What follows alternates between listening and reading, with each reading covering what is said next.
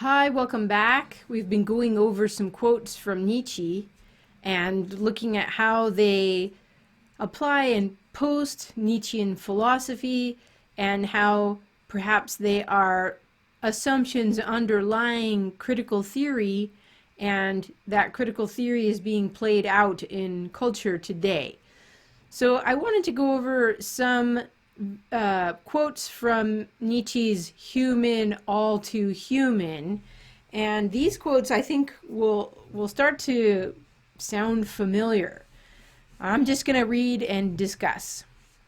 In the preface to this book, Human, All Too Human, Nietzsche makes this bold claim. My writings have been called a schooling in suspicion, even more in contempt, but fortunately also in courage, indeed in audacity. And, in fact, I myself do not believe that anyone has ever before looked into the world with an equally profound degree of suspicion, and not merely as an occasional devil's advocate, but, to speak theologically, just as much an enemy, an indicator of God, and anyone who could divine something of the consequences that lie in that profound suspiciousness, something of the fears and frosts of the isolation to which that unconditional disparity of view condemns him who is infected with it, will also understand how often, in an effort to recover from myself, as it were, to induce a temporary self-forgetting, I have sought shelter in this or that. Let's pause here. What's he saying? He's saying he is schooling us in suspicion in his writings. Suspicion, he's one of the masters of suspicion with Marx and Freud. Suspicion is critique. Just to give you a heads up, this is where he is the master of critique. And he is thinking he is courageous in this. He doesn't think that anyone ever before him had an equally profound degree of suspicion. So he is the master of suspicion. And he's not playing devil's advocate. He is actually the enemy of God. I think he thinks he is. He is the enemy of God, but not really believing that there is a God. So remember, it's not God in the heavens that he's railing against because he doesn't think that there is a God there. It's the God that is infused in culture, and he is no longer relevant to that culture. He's dead. So the suspicion is aimed at those values and remnants of God in the culture that need to be removed. This is the heart of critical theory. All right, so maybe this is a lonely job to be the originator of the master of suspicion. And I'm wondering what this part is here. He has to have a temporary self-forgetting, and he has to seek shelter in this or that. Is it because he also has to negate his own nature in the process of negating reason the way he is? So he has to deny himself as a rational being as well. And that's a kind of spiritual suicide. So my claim is that he is in the process of destroying himself as well. And as his writings go on, he goes into madness. And I claim it isn't the syphilis that kills him. Maybe that's even a conspiracy theory that was started. I don't know for sure. But I think if you look at Nietzsche's letters and diaries, he is going crazy from his philosophy, from living it. So he's trying to find shelter in this or that because of the deadness that comes with denying reason. Nietzsche states that lack of historical sense is the family failing of all philosophers. Pause here. This is exactly the critique of critical theorists. Lack of historical sense is lack of knowing your history and perhaps the oppression of your profession, philosophy. Lack of historical sense is the family failing of all philosophers. Many, without being aware of it, even take the most recent manifestations of man, such as has arisen under the impress of certain religions, even certain political events, as the fixed form which one has to start out. So there are not any historical inevitabilities, no historical determinism. History is made by people, by actors, and philosophers fail to see that. This is very much critical theory. Now, here he is again. But everything has become. There are no eternal facts, just as there are no absolute truths. Consequently, what is needed from now on is historical philosophizing, and with it, the virtue of modesty. So, it isn't as if philosophers are discovering truth. They are inventing it and imposing it and oppressing people with it. If we were to do a kind of critique and historicization, we would see that. And that's what critical theory picks up from Nietzsche, I claim. Now, I could be wrong, but you can show me that I'm wrong. Okay, let's look at this next quote. Nietzsche says, to the extent that man has for long ages believed in the concepts and names of things as in aeternae veritates, he has appropriated to himself that pride by which he raised himself above the animal. He really thought that in language he possessed the knowledge of the world. So humans are prideful in thinking they could know the world. Only now it dawns on men that in their belief in language they have propagated a tremendous error. Happily, it is too late for the evolution of reason, which depends on this belief, to be again put back. Logic, too, depends on presuppositions with which nothing in the real world corresponds. There it is. Reason does not correspond, logic does not correspond with anything in the world. For example, on the presupposition that there are identical things, that things are what they are, A is A, that the same thing is identical at different points of time. He says that's not true. So pencil is not true. It's a fiction again. Language is a fiction that we invented to make order of the world. Now, think about this. There's no objective truth. There's no objective reality. Logic doesn't get us any kinds of knowledge of the world. And language is invented by humans. If we did some critique and historicization, we would see that. It's about power interests. That's critical theory. Okay, let's push on and talk about some quotes from Beyond Good and Evil. Nietzsche states, and we are fundamentally inclined to claim that the falsest judgments, which include synthetic judgments a priori, developed by Kant, are the most indispensable to us, and that without accepting the fictions of logic, which, without measuring reality against the wholly invented world of the unconditioned and self-identical, without a constant falsification of the world through numbers, people could not live. That a renunciation of false judgments would be a renunciation of life, a negation of life. Okay, so false judgments are what we invent as knowledge, reason, logic. He even says numbers here. The tools for measuring reality were invented by us, and the falsehoods that are invented by us are so we could navigate the world.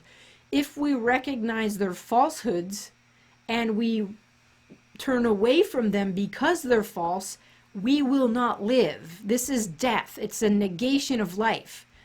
This is the heart of nihilism. And Nietzsche's not going to like that nihilism. He's not for it. He's just recognizing if reason is not ontological and we can't know the world, it's all becoming, then all our history is a history of power struggles, and we need this to order things. If we recognize it's a falsehood and we don't want it because it's false, then we will be in this nihilistic stage. Otherwise, we could say, yeah, it's false, and we're just going to live with it. I think he would say that's not being authentic. He wouldn't do that. But let's push on. Some quotes about philosophers. Okay, this is good. I've come to realize what every great philosophy so far has been: a confession of faith on the part of its author, and a type of involuntary and unself-conscious memoir. I do not believe that a drive for knowledge is the father of philosophy, but rather that another drive, here as elsewhere, used knowledge and misknowledge merely as a tool. So philosophers are lying when they say they want knowledge. What they really want is power. He's not saying it, but it's implied here, right? So what other drive do we have? The drive for power. So here you can see a root of critical theory in that this claim to want to be objective and pursue knowledge is either false consciousness, it's an unself-conscious memoir, or it is a desire to gain power through the use of these deceptive terms. Okay, moving on. There is absolutely nothing impersonal about the philosopher, and in particular, his morals bear decided and decisive witness to who he is. I don't know what to read into that, but I think he probably is giving us this notion that the philosopher isn't disinterested. He has his own interests in mind in doing what he does, and the morals of the philosopher will be a witness to who he is and what his interests are. I don't know what's implied here. Are philosophers really using morality to oppress people? Are philosophers imposing their will on others with their philosophy? In every philosophy, there's a point where the philosopher's conviction steps onto the stage. So their conviction is their personal view of the good, and they're imposing it on others. It's not objectively true. Just as soon as a philosophy begins believing in itself, that's an incomplete sentence, isn't it? Just as soon as the philosophy begins believing in itself, it always creates the world in its own image. It cannot do otherwise. Philosophy is the tyrannical drive itself, the most spiritual will to power, to the creation of the world, to the causa prima. Okay, here it is. So philosophy is a power struggle. It's tyrannical. So we create these philosophies. Let's say Platonism, because I know that's probably what he has in mind. Platonism. Plato puts this out there as true. He hasn't proven it's true, by the way.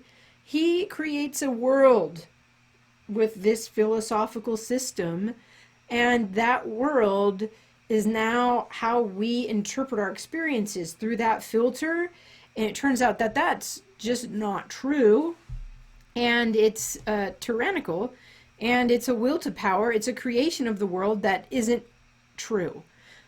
Now, I think probably Nietzsche's onto something here. Many philosophical systems are proposed without being rationally justified, and they often are oppressive. Not just oppressive like, oh, I'm suffering, but they prevent us from knowing the truth. If you hold to false ideas, that prevents you from knowing the truth, and in that sense it's very oppressive. So I think he's right about that, but I also think he is also saying all philosophy is this, which means there's no true philosophy. All we have is different worldviews. Think of it that way. Worldviews are world constructions, and those are taken by philosophers to be true, and when they aren't actually true and we think they're true, that's oppressive, and it could be for ages and ages people hold to that view. Now, I think he's right in one respect. There are oppressive worldviews. I think he's wrong in that no worldview gets to the truth. I don't think that's true. But we can argue. All right, these quotes seem to indicate that the philosopher attempts to make his personal perspective on the world, which probably has a psychological origin, an objective perspective for all. In this respect, the philosopher is engaged in promoting falsehood. Okay, that is a legitimate critique sometimes. Our job now is to do the hard work of figuring out which systems of philosophy actually are false and which are true. And if we got rid of reason already, then we can't figure that out. And if we can't figure that out, then we are stuck in nihilism. We have just cut off our life. We can't make sense of the world. So we have to recognize in these quotes a few things. Nietzsche's right. Philosophers are in the business of world construction. Some of them are conscious of it, some of them are not. Oftentimes, world construction does not give rational justification for our starting points. Those worldviews that don't actually provide rational justification and don't get to reality are false, and that falsehood is oppressive. So yes, there are false, oppressive worldviews out there, and Nietzsche is right to point them out. What we don't have to go with is this, that there is no objective reality. Okay, there is no laws of thought and being. There is no objective reality. There is no objective morality. And now we are on our own without a world and life view. We are on the path of death now because of the nihilistic implications. I'm going to say no, we don't have to go that way. And we do have to do the hard work of critical thinking. So, I don't know, should we keep going with these? Should I pause and take a break and we come back and talk about Twilight of the Idols? I think it's valuable. I think it's valuable to see where some of this thinking comes in. Some of the critique is good. Some of it is Nietzsche imposing his psychological philosophy on us, doing the same thing he's critiquing Plato of doing. I don't see anywhere in the writings of Nietzsche where he rationally justifies his flux theory, his epistemology, and the revaluation of values, his ethics. He's doing exactly the same thing, and I'm going to say he's an oppressor just like the people he's critiquing. So we don't have to go with this view of reality. I'm going to suggest we critique it. Let's play Nietzsche on Nietzsche. All right, I'm going to pause here. I'll see you in the next video. Don't forget to like, subscribe, and share, because I don't want to have to remind you all the time. I want you to get the videos because it comes up in your reminders. All right, thank you for listening. I'll see you again soon.